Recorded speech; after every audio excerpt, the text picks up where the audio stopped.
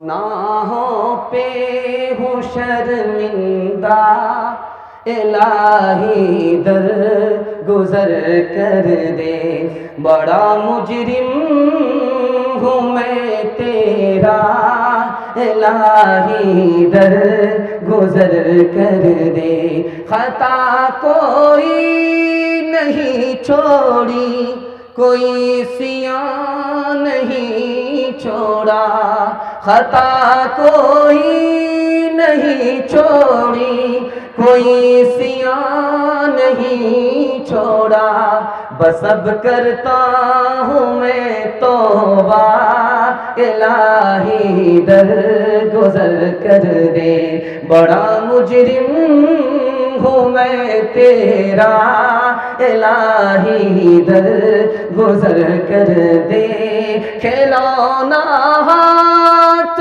کا اپنے بنا رکھا ہے شیطان نے، بنا رکھا ہے شیطان نے، بنا لے اپنا تو بندہ، الہی در گزر کر دے، بڑا مجرم ہوں میں تیرا، الہی در گزر کر دے۔ سیرت کے حوالے سے پیغام ہے، آپ لوگ سننے کے لیے تیار ہیں؟ دونوں ہاتھ اٹھا دیجئے انشاءاللہ۔ شادی کے بعد داڑھی رکھیں گے، ہاتھ اٹھائیے انشاءاللہ۔ بیوی سے پوچھ کر کے رکھیں گے، ہاتھ اٹھائیے انشاءاللہ۔ خیر، یہ دیکھیے کہاں ہے مجمع۔ خیر اللہ، ہم تو 12 بج جانے کے بعد بیٹھے ہیں، آپ پاگل ہیں، آپ لوگ بھی ہم سے کم پاگل نہیں ہیں، گھر جانے کا نام ہی نہیں لے رہے، اس کے باوجود بھی جلسہ سن رہے ہیں۔ خیر اللہ ہماری محبت کو، آپ کی محبت کو سلامت رکھے۔ چوتھا پیغام سیرت کے حوالے سے سنانے کے لیے جا رہا ہوں، ایک بار جوش کے ساتھ ہاتھ اٹھا دیجئے انشاءاللہ۔ نبی کی سنت کو دانت سے پکڑیں گے، ہاتھ اٹھائیے انشاءاللہ۔ بالکل صحیح جا رہا ہے، آپ نے دل خوش کر دیا، سنانے کے لیے جا رہا ہوں۔ نبی صلی اللہ علیہ وسلم کا قدم اٹھ رہا ہے، پیچھے ایک جوان آپ کے قدم کو گن رہا، 1 2 3 4 5۔ اللہ کے رسول نے پلٹ کر کے کہا کہ عثمان، میں قدم اٹھا رہا ہوں، قدم رکھتا ہوں، تم میرے قدم کو کیوں گنتے ہو؟ اللہ ایسی عظمت اور محبت ہم سب کے دل میں داخل فرمائے۔ حضرت عثمان نے کہا یا رسول اللہ، اس دھرتی پر اٹھنے والا جو قدم ہے، اس سے بڑھ کر کے دنیا میں کوئی قدم ہو نہیں سکتا۔ میں آپ کے قدم کو اس لیے گن رہا ہوں کہ آپ سے بڑا انسان دنیا میں کوئی ہو نہیں سکتا۔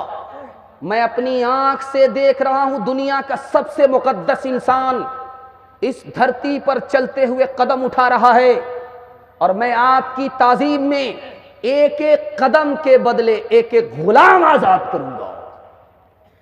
اللہ کے رسول، ہجرت کا سفر ہے، حضرت ابو بکر ساتھ میں، کبھی ابو بکر آگے آ گئے، کبھی پیچھے آ گئے۔ اللہ کے رسول نے پوچھا ابو بکر کیا ہو رہا، کبھی آگے چلتے ہو کبھی پیچھے چلتے ہو، بات کیا ہے؟ تو کہ یا رسول اللہ کوئی بات نہیں ہے، راز کی بات ہے جو میرے سینے کے اندر ہے۔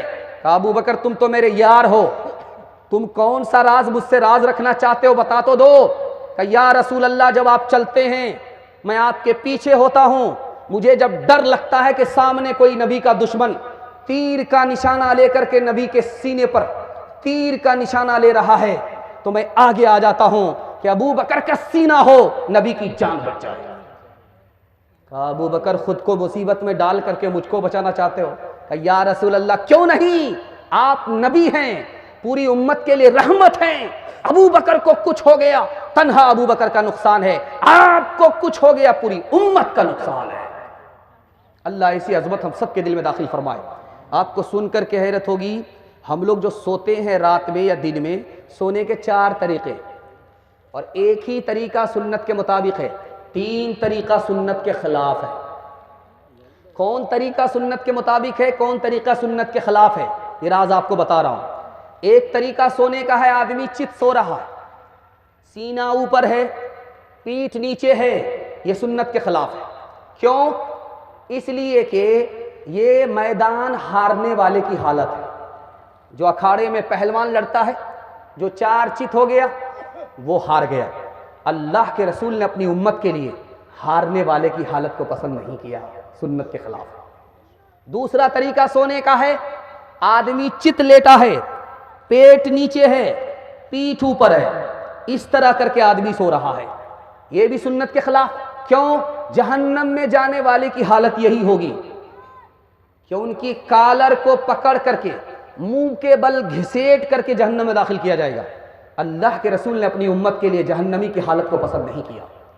تیسرا طریقہ دکھانے کے لیے جا رہا ہوں، آدمی سوتا ہے بائیں کروٹ پر اور ادھر ہی دل ہے۔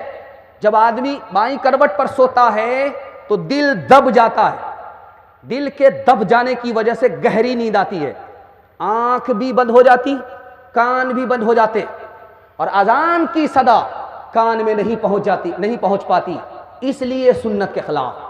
اب ایک ہی طریقہ ہے، دائیں کروٹ پر آدمی سوئے، بائیں کروٹ پر دل ہے، دل لٹک جاتا ہے، گہری نیند نہیں آتی، کان کھلے رہتے ہیں، آنکھ سوتی ہے۔ اب مسجد سے اگر صدا لگے گی تو کان میں پہنچے گی، اس لیے سنت کے مطابق ہے۔ ہاتھ اٹھا کر کے وعدہ کیجئے، آج اذان سنیں گے، کل نماز پڑھیں گے، ہاتھ اٹھائیے انشاءاللہ۔ یہ دیکھیے اتنے بھومیار پکڑے جا رہے ہیں، دھیان سے سنیے گا، آخری بات آپ کے سامنے رکھنے کے لیے جا رہا ہوں۔ باپ دوڑا دوڑا بیٹی کے پاس آیا، بیٹی کو مالا پہنا کر کے باپ کہہ رہا مبارک ہو مبارک ہو مبارک ہو۔ تو بیٹی نے کہا ابا حضور کس بات کی خوشی ہے؟ کہا بیٹی تمہارے لیے رشتہ مل گیا، ایسا جھکاس لڑکا ہے کہ اس کو سونا اور چاندی کی دکان ہے، وہ تم کو زیور پہنائے گا، جس لڑکا کو ہم ڈھونڈ رہے تھے وہ لڑکا مل گیا۔ تو بیٹی نے پوچھا ابا حضور پہلے اس بات کو چھوڑو کہ سونا والا ہے، سونے کی دکان ہے، زیور پہنائے گا، اس بات کو چھوڑو، پہلے میرے سوال کا جواب دو، لڑکا کے سر پر ٹوپی رہتی ہے نماز کے لیے؟ کہا نہیں، وہ تو مالدار ہے، دایاں بایاں چلے گا۔ لڑکے کے چہرے پر داڑھی ہے، مالدار آدمی ہے، جوان ہے، بڑھاپے میں داڑھی رکھے گا؟ جوانی میں نہیں رکھتا۔ تو لڑکی نے کہا کہ ابا حضور مجھ کو یہ رشتہ منظور نہیں ہے۔ کہا بیٹی سونے کی دکان ہے، سنار ہے؟ کہا ابا حضور مجھ کو نبی کی سنت چاہیے، سونا نہیں چاہیے۔ جس لڑکے کے سر پر ٹوپی نہیں ہے وہ خدا کا لحاظ نہیں کرتا، جس لڑکے کے چہرے پر داڑھی نہیں وہ نبی کا لحاظ نہیں کرتا، میں اس کی بیوی بنوں گی، میرا کیا لحاظ کرے گا؟ مجھے یہ رشتہ نہیں چاہیے۔ دروازے پر دستک ہوئی، باپ جلدی سے دوڑا نکل کر کے آیا، دروازے کو جیسے کھولا دیکھا ایک نوکر ہے، پھٹی ہوئی زبان ہے، پھٹے ہوئے ہونٹ ہے، بدصورت ہے، ناک اس کی چپڑی ہوئی ہے۔ آیا، پوچھتا ہے، لڑکی کے باپ نے پوچھا کیوں آئے ہو؟ کہ تمہاری بیٹی کا ہاتھ مانگنے کے لیے آئے۔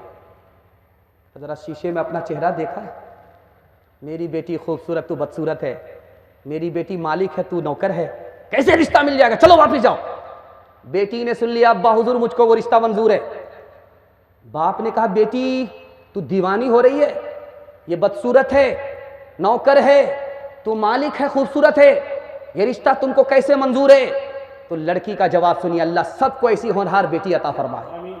لڑکی نے کہا کہ ابا حضور آپ نے اس کو دیکھا کہ وہ آنے والا کالا ہے، آپ نے اس کو نہیں دیکھا کہ بھیجنے والا کملی والا ہے، مجھ کو یہ رشتہ منظور ہے۔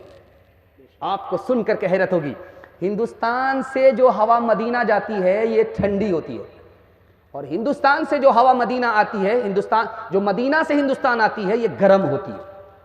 ایک یہاں کے غیر مسلم نے حضرت نانوتوی سے مذاق کیا، آپ لوگ مدینہ مدینہ کرتے رہتے ہیں، میں تو مدینے کو ہندوستان سے بڑھ کر کے نہیں سمجھتا۔ کہا کیوں؟ کہا جو ہندوستان سے ہوا جاتی ہے وہ ٹھنڈی ہوتی ہے، بڑی پیاری ہوتی ہے، بہت اچھی ہوا ہوتی ہے، خوشگوار ہوا ہوتی ہے، لیکن جو ہوا مدینے سے ہندوستان آتی ہے وہ تو گرم ہوتی ہے، جلا کر کے راکھ کر دیتی ہے۔ تو حضرت نانوتوی نے ایسا جواب دیا کہ وہ آدمی لاجواب ہو گیا۔ دعا فرمائیے اللہ ان کی قبر کو نور سے بھر دے، درجات کو بلند فرمائے۔ کہا کہ پنڈی جی مسئلہ وہ نہیں ہے، جو ہوا ہندوستان سے مدینہ جاتی ہے وہ ٹھنڈی اس لیے ہوتی ہے کہ اس کو خوشی ہوتی ہے نبی کے شہر دیکھنے کے لیے جا رہی ہے، نبی کے روزے پر سلام پڑھنے کے لیے جا رہی ہے، مارے خوشی کے سر سے پیر تک ٹھنڈی ہو جاتی ہے۔ اور جو ہوا ادھر سے ادھر آتی ہے اس کو غم ہوتا ہے، نبی کے شہر سے جدا ہو رہی ہے، نبی کے روزے سے جدا ہو رہی ہے، مارے غم کے سر سے لے کر کے پیر تک گرم ہو جاتی ہے۔ یہ راز ہے کہ یہ ہوا ٹھنڈی ہے، وہ ہوا گرم ہے۔ انشاءاللہ سب کام پہلے ہوگا حجورآباد میں کریں گے، ہاتھ اٹھائیے انشاءاللہ۔ یہ دیکھیے لوگ کہاں ہیں، کنیا کے بھی ماموں ہیں، دلہا کے بھی ماموں۔